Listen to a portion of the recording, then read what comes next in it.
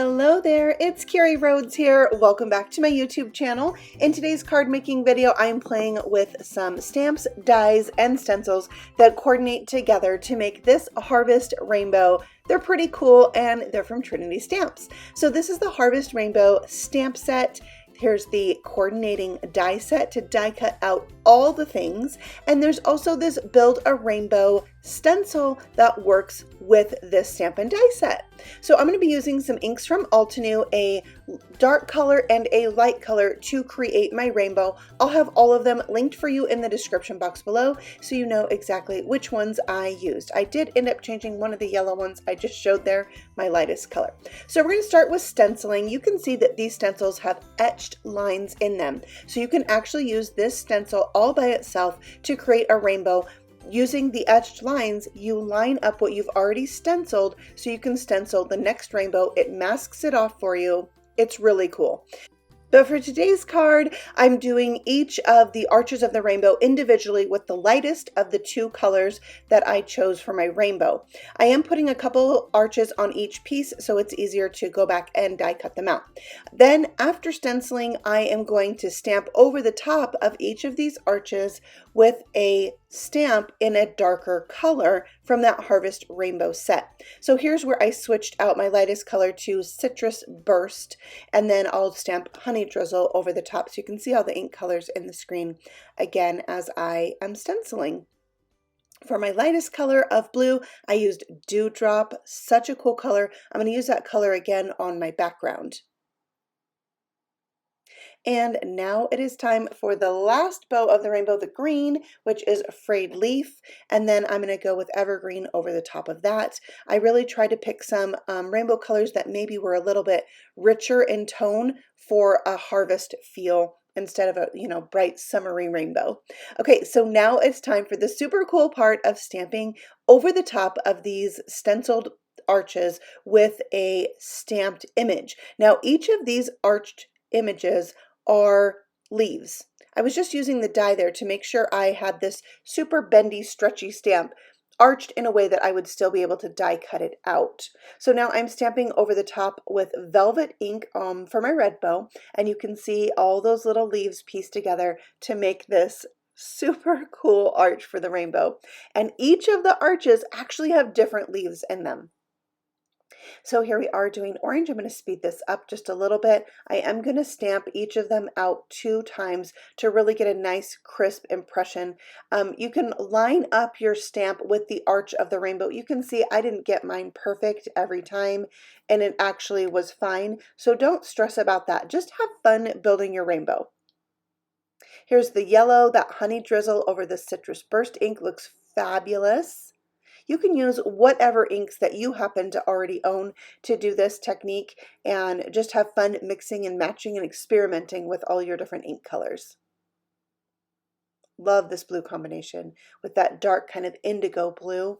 So gorgeous. And then we have our green to finish it off. I love that there are 6 arches to this rainbow and you can use every single color. And of course, being that there's stamps, dies, and stencils, there's many ways you could adjust this and be creative and use them in different ways. I use the coordinating dies to die cut out each of those arches, and I think it's fabulous. All right, we're moving on to our background, which is actually a 5x7 card. So my background is going to be 1/4 of an inch smaller than that, so that when I mount this on my card base, I'll have a nice white border all the way around. I'm using the Puffy Cloud 6x9 stencil and that Dewdrop ink to stencil on my cloudy background onto a very light blue piece of cardstock, and that's going to give me a very subtle cloudy sky. It actually looks darker here, and it ends up lightening back quite a bit for the final project once this, the ink kind of settles into the paper. So it's going to be a lot more subtle than it looks, but I love kind of a tone-on-tone look for a subtle sky. It just gives it a little bit more interest than leaving it plain.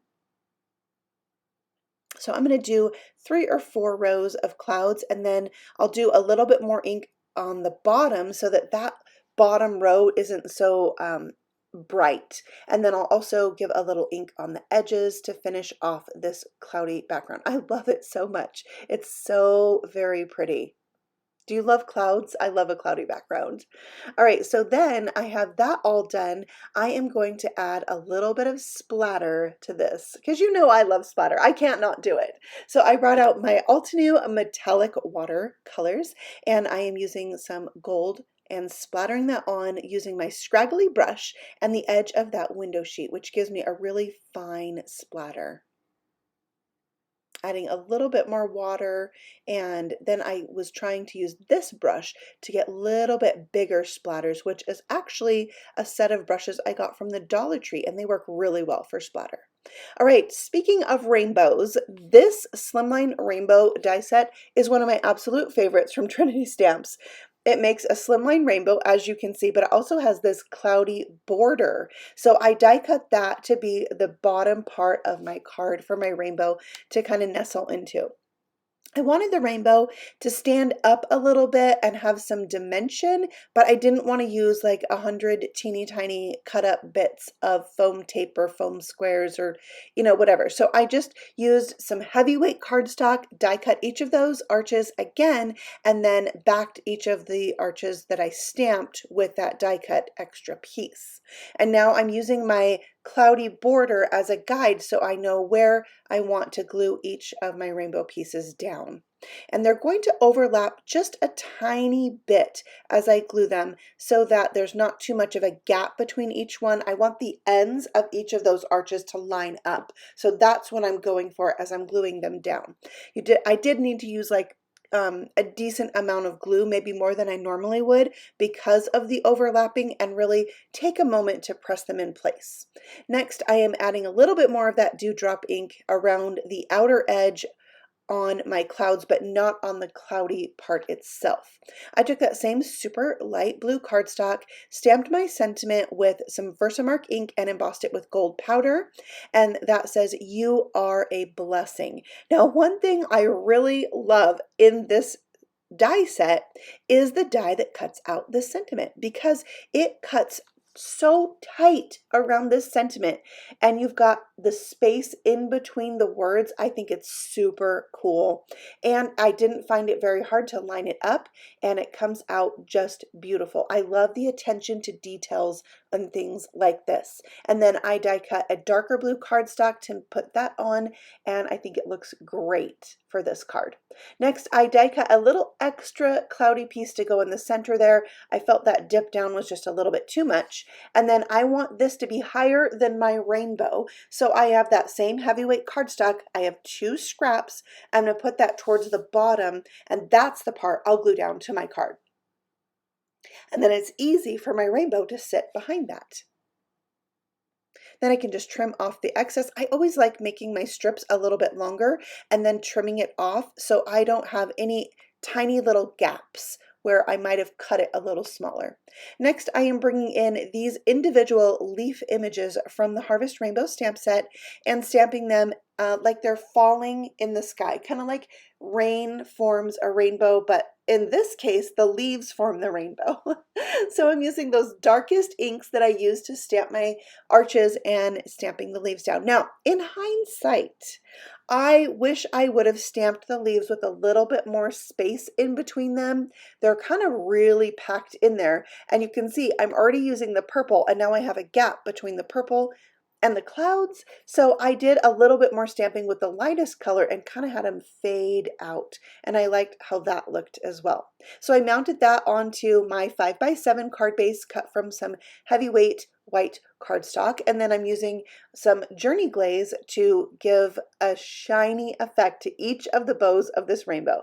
It was a little bit of like a labor of love, quite a bit of glaze, but I really wanted that rainbow to pop off of the page and stand out. So you can look at the end result and decide if it's something you like or not. Next, I am using this little pumpkin, also from the Harvest Rainbow. It's such a cool stamp set. I couldn't help but use all the things. And I'm using 2 different colors of orange that go with the 2 colors of orange I already used on the rainbow. So Altenew sells their ink pads in sets of 4, going from lightest to darkest. So you have 4 kind of color selections when you want to do ink layered stamping like this. So I'm going to cut out 3 of those pumpkins. I decided 3 was the magic number. I'm going to put them around my sentiment, popping them up with some foam squares to finish off this card. I thought the pumpkins gave it a little bit more of a harvest feel versus a rainbow feel. So there is my pumpkins, and I think they really added that touch I was looking for. So we'll just wait for that glaze to dry, and I will have some pictures here so you can see what it looks like when it's all dry. And I have got the gold sentiment, the gold spotter, and I feel like that really adds a little bit of a fall touch, but I didn't want to add too much gold because I didn't want it to have a St. Patrick's Day feel, you know? Yeah.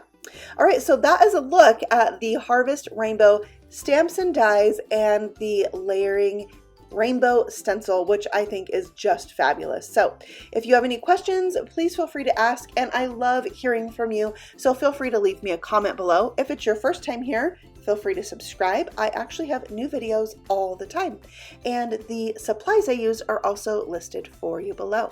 I'll see you all again very soon on the next video. Happy stamping! Bye!